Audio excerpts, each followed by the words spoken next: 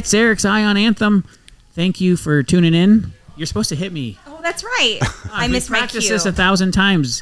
Ann Sawana is here, director of the Anthem Area Chamber of Commerce. Thank you. Thanks for tuning in and watching our YouTube channel. We're trying to bring you everything Anthem because we love Anthem. I love Anthem. I love Anthem. Griffin. I love Anthem. Griffin's here. I love Anthem. Yes, Griffin was raised here in Anthem. We're at Amped in Anthem. I used to say, what did I used to say? Uptown Anthem? We're in Uptown Anthem. Downtown Anthem, Uptown. I didn't know the difference, but we love Anthem. That's why we do this show. That's the only reason. We're not trying to monetize this YouTube. But if Griffin happens to make some money on it, great. He does have an OnlyFans page if you want to tune in. Onlyfans.griffinkillstrom.feetfinder.com. See, finally, he's actually played into it. He speaks, and this is what he chooses to speak about. Well, we can't get him to ever talk, and that's it. I'm sorry, Keith. We have a guest. We should not be talking like this. Keith, thank you. Your company, I'm going to let you say it because I got in trouble for saying it last time. Yeah, no problem. Well, thank you for having me, by the way. Yes, thank you very much. I own a martial arts academy here in town. It's called Combative Concepts Martial Arts. And what do you guys teach? Like what style, so brand? we teach an array of styles. So our philosophy is essentially you want to be able to handle yourself in whatever situation you are, whether you're on your feet, in long range, close range, if you're on the ground, or if there's a weapon involved. So we teach many different styles from boxing, Muay Thai, kickboxing. We do wrestling, jiu-jitsu, Filipino martial arts, and Jeet Kune Do as well. You want to hear something crazy? Yeah. Someone sitting next. Yeah, she says yeah, and it's about I know you. you're going to talk about. Somebody was a high school wrestler and had to wrestle the boys in high school. Ooh. For 1 year, my junior year. That's long enough. I won 3 matches. Can you imagine being the poor kid that I'm not being sexist or I anything, understand. but being a dude and getting beat by a girl in high school, that's got to be like ego popping. But where's your business at? Yes, so we're located here in town at the Anthem Outlets. We're Suite 880. Sweet Anthem Outlets. Where is that close to? So where Children's Place used to be, Yeah. we're right next to that. So we're right across from Ralph Lauren. Ah, yes. See, I was hoping for a There we designer go. name. Yeah. Right by Ralph Lauren. How did you get into this? Oh my gosh, that's a long story. I don't know if we have enough time, so I'll do my best to put it together. But I've always wanted to do martial arts my whole life. It wasn't until I was 17 that I was able to do it. So I actually sold some personal items to pay for my first lessons. Started doing it, fell in love with it. A whole world opened up, and I've been doing it ever since. Where did you grow up? So I grew up in Montclair, California. So it's a small little area in between Ontario and Pomona. So the interesting thing, too, is I tell this a lot to my students and stuff, and it's kind of like part of what got me into martial arts, too. But I grew up, it's in the 90s in California. After the LA riots happened, it pushed a lot of stuff further east. And right there was gangs everywhere. It wasn't like it was, a war zone, but you had to be aware of what was going on and had to have street smarts and stuff. So learning how to defend yourself played a big role. Yeah, did you ever get into UFC or any of that type of fighting? So yeah, we actually used to get the VHS tapes in. Must have been like 97. They used to be in the restricted area right behind with all the Faces of Death videos and stuff, right? Banned in the U.S. Yeah. So yeah, we used to get those videos and watch them all the time and train them and practice and stuff like that. A lot of my training revolves around MMA as well. Again, we got to be able to handle ourselves in all situations, but most importantly, there's the theory of martial arts, and that's practicing the motions, but then there's the application. So you got to learn how to adapt and put it together with an unwilling opponent, just like wrestling. That's why wrestling is so amazing in high school, right? You learn the moves and you put it together. So yeah, did a smoker fights and stuff between gyms and stuff like that and in the gym, but yeah, so we mix it up a lot. What brought you to Anthem in that particular site? Oh, so Anthem itself, again, grew up in Southern California. My wife and I met. We actually met doing martial arts. That's how I met her. So we've been together for over 20 years. Who could win that fight? Honestly, her. Yeah, tell you, Her. I'm on camera, so my wife every time. No, she's actually really skilled as well. There's a whole nother side story for that I won't go into. That's for the After Dark show. Yes, After yes. But yeah, we moved all over California. I lived in South Orange County for a while. We moved down there. One of the academies that I was going to on a regular basis was down there. So we relocated from Montclair to Irvine. If you guys are familiar with that area, Irvine, Mission Viejo, we lived all over there. Loved it there. I taught there for a while, and then, it got to a point where my kids were born. I stepped away from running their programs and started teaching privately mostly, got more involved with kids, career.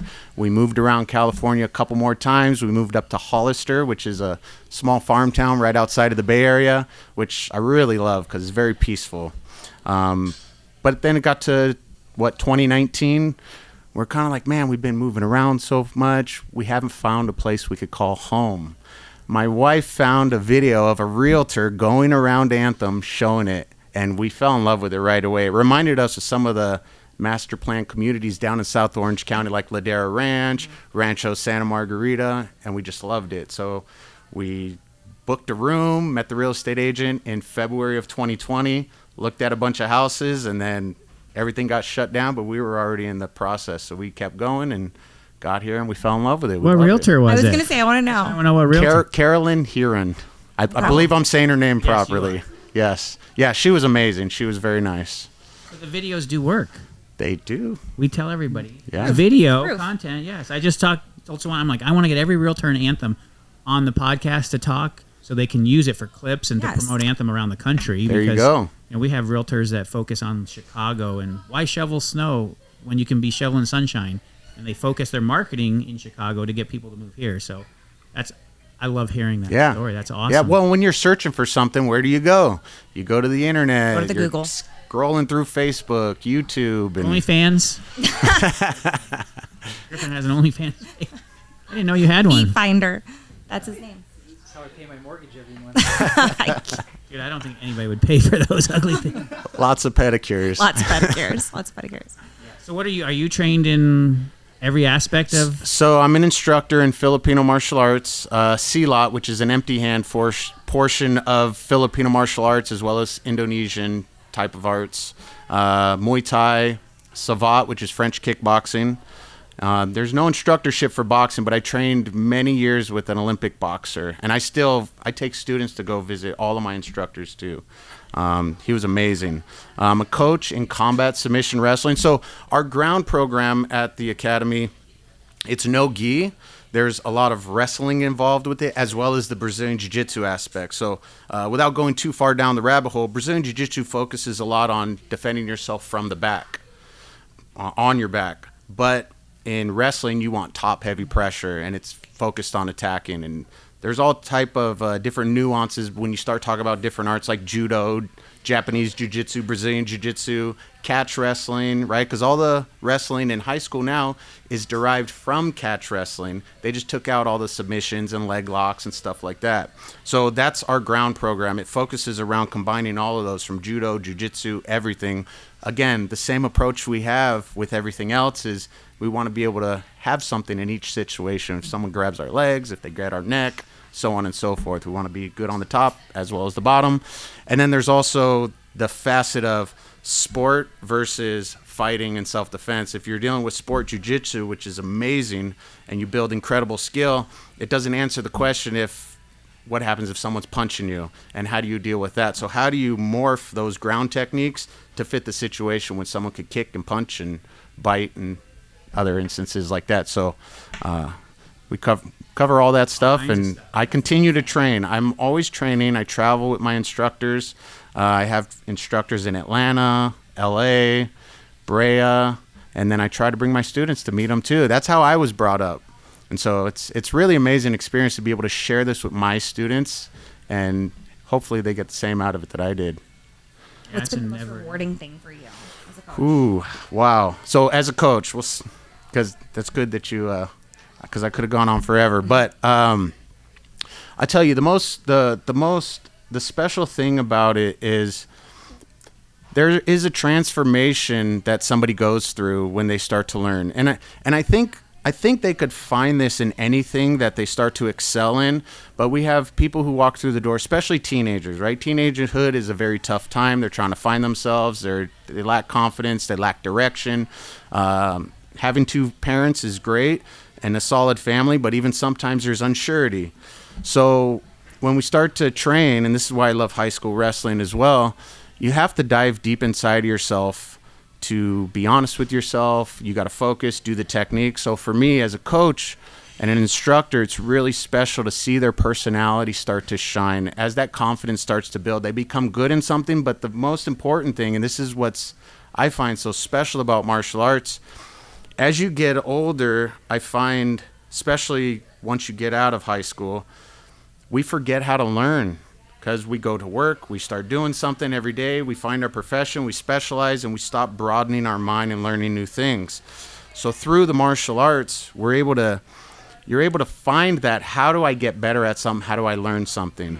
And it unlocks something within yourself, within life. So you could tackle any task that comes across and pick it up and learn it. So the confidence and the personality shift that happens, and they're able to be themselves and essentially shine and do whatever they want to do. And that's our mission. That's my mission of what we're doing, is giving somebody creating that environment, right? Because part of adversity, overcoming adversity, unlocks something inside yourself, right? You got to rise up to that occasion.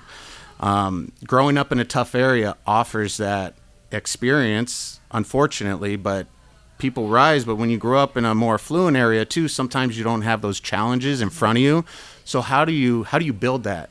How do you get that muscle memory? Whether it's through education is a great way, right? Because you got to study all that stuff. So, but martial arts will create that. So we create a tough environment of training and learning and being honest with yourself. And there's a physical aspects that are great for it too, and you can defend yourself too. So. Yeah. But yeah, that's the most rewarding thing for me. I love it. You can see how passionate you are about it. Definitely. You love it. What's your class schedule look like? So we do have fitness bag classes in the mornings. They start as early as 6 a.m., go all the way to 8:30 a.m. currently. And then Monday through Thursday, we have kid classes that start at 5 o'clock. And then Monday through Thursday, we have 3 adult classes every night, whether it's boxing or kickboxing. And then our combat submission wrestling is Monday through Thursday. And then we alternate from Filipino martial arts to an MMA class every other day. So we are open Monday through Friday. Is it your full-time job? Not currently, but it will be.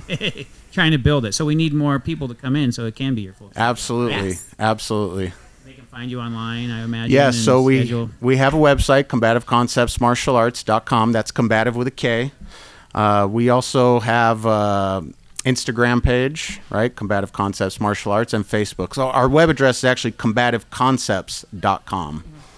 So. Well, if we have the skills, I don't know if we do, Trey, to post that on there. I would just put it in the comments, so we'll make sure we'll put a link. We have the skills. Can they come one time free, or do you offer any of that kind of stuff like most gyms? Great question. So we always encourage people to come in and try out a class first. We want to make sure that, number one, they like what we have to offer, but we also want to make sure we're a good fit for everybody. So we're just kind of wrapping up our summer camp. We're going to have another one next year. These were great, especially considering when we started the summer camps, we didn't have as much visibility because we weren't in our new location yet. So I expect by next year too, the word's going to get out even more. We're definitely going to do it again. And for the summer camps, right, we were just having this conversation, right? We want to keep the kids engaged and keep them in activities. Our martial arts summer camp is really geared around educating the kids about martial arts as a whole. So we do boxing, kickboxing. We have foam sticks, so we let them do some Filipino martial arts with that as well. And then we mix in some of the grappling portion, the wrestling, the jiu-jitsu aspect. We talk a little bit about the history of it. We play games, but it's really just sharing the art and sharing the knowledge with the kids as well. And so, yeah, we did have a great summer camp this year. What were you going to say? I interrupted you. Oh, I was going to tell Griffin he needs to go to a summer camp. But what do you say to the parents that say, I don't want to teach my kid, like I'm teaching them violence way too young? Like, how do you deal with the parent? Because I know parents, I always tell people kids and money are when you're dealing with adults, kids and money are the two things that triggers them the easiest.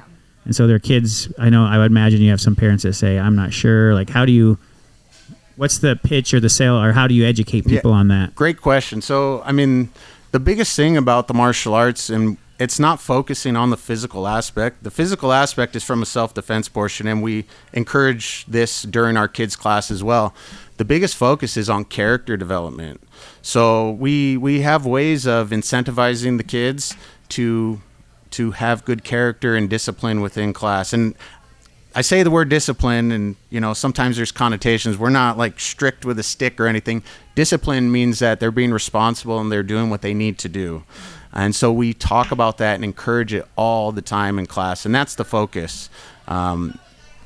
That's the most important thing. And it's interesting too. Something about learning martial when I was younger, right? Again, we kind of talked about my upbringing and stuff. Once I started learning martial arts, I never needed it. It doesn't come up. Something about it makes you a little bit more calmer, and I've seen that happen with the kids too.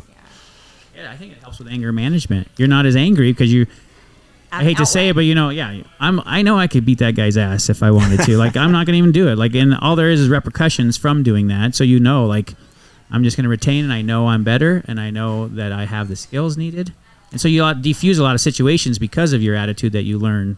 100%. And the other thing too, really, and I have a student that was talking to me about this recently, but it really puts things in perspective, right? Part of it is, if you're not as confident, a lot of times people will puff their chest out. You have egos meeting, and I'm not going to back down from this person, and they're going to have to, back down from me. But when you are confident, it puts it in perspective. What are you gaining? What are you really gaining? You bump into somebody out in the open, they get a little heated. Hey man, I'm sorry.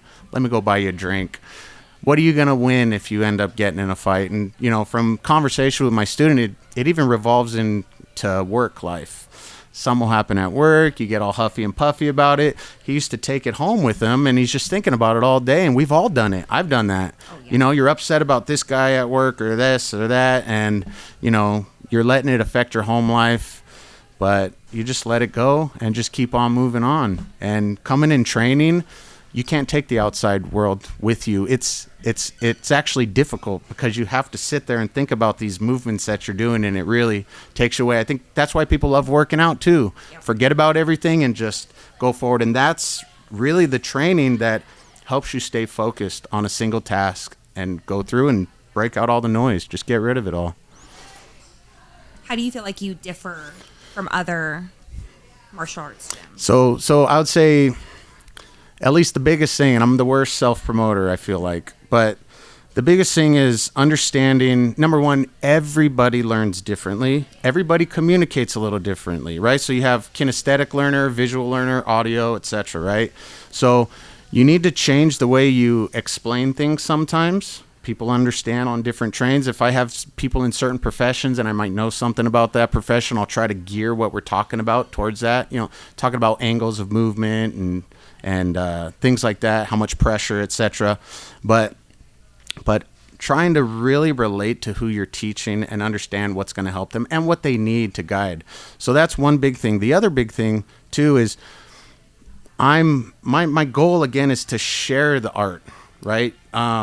You have this two tracks, right? If someone is like a professional fighter or a professional competitor, a lot of times they will have their bread and butter, what works for them, and that's the game you have to design to be high level. So they'll have a series of techniques, and they figure out how to make that work in every situation. But then if you have like an instructor, they are sharing the art, and it's up to the individual to find out what works for them. And so I want to present the art just as my instructors did to me. So I have a love and a passion for it, and I guide the students, but then there's also a difference between theory and technique, or application, theory and application. Theory is how to do the technique with your body, where it goes, how it's supposed to work, but then application is the troubleshooting portion of it. How do we find a controlled drill in order to do this so we don't get injured? But then let's continually to step it up to bring it out of you. So you're no longer thinking, you're reacting, but then at the same time you're troubleshooting too. So those are the big things. And then the other thing too is we're really focused on our students' learning and progression. I'm always working on adding to developing curriculum for the students. How can I streamline this so that someone can learn by the steps and continue to learn? But then also I have advanced students and more newer students. So how can I throw things out there and mix it up so that both are continuing to learn along the way? So, yeah. I love All right. What you got? You got anything else? No, I think I went now. I'm just picturing myself in a gi punching a bag right now. It's not gi. They do non-gi. Non-gi? Yeah. Well, I don't know why I'm in a gi. Gi-free, what do we call it? So our regular classes, we do allow our students, they could come in t-shirt and shorts. We want everyone to feel comfortable, right? Again, my background's a Jeet Kune Do background from Bruce Lee. They used to work out in street clothes, right? Because you might end up there. But yeah, most of the shorts and a t-shirt. Our combat submission wrestling class, that's where we'll do like a no-gi or Rash guard. rash guard. Thank you, Miss Look Sawana. at this wrestler She's over got here. it. Yep, rash guard shorts. But yeah, we have a nice, comfortable environment. Absolutely. Awesome. So check him out online. Keith, thank you for coming in. We hope everybody stays safe out there. Stay safe. Have a good Straight. 4th. Nope. I can't see that. You have to train me. I'm trying to train her. It might not be the 4th when you're watching this. Sorry. We Hope you had a good can't be 4th. date or like specific, but that's okay. I hope you had a great safe 4th. There was no fireworks. The fireworks were amazing, weren't they? They were so good. Yeah. So, all right, Keith, thank you. We you. wish you all the best, and if we can ever do anything for you, just reach out to the chamber and we'll help you out. Will do. Thank you so much. You bet.